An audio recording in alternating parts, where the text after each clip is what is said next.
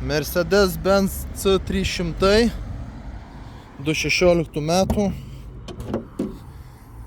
Hibridas, dizelis, elektra, 280 važiavęs, su gražiais žibintais, su gražia spalvyte, nikeliukai, ant galinio buferio pabraižymai, daugiau kėbulas lygus, salonas šviesus su panorama,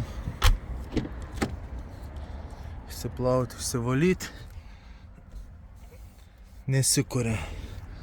Pirktas kaip elektros problema, po motoro viskas sveika, automobilio kaina 8400 rinkoje, vienintelis šiuo metu toks likęs, sedanas už 15.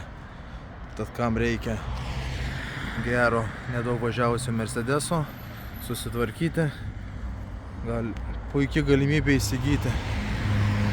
Kartuojam Mercedes C300 2016 metų, 2.2 dizelinas, 150 kW, dizelis, elektra, 8,4 eurų.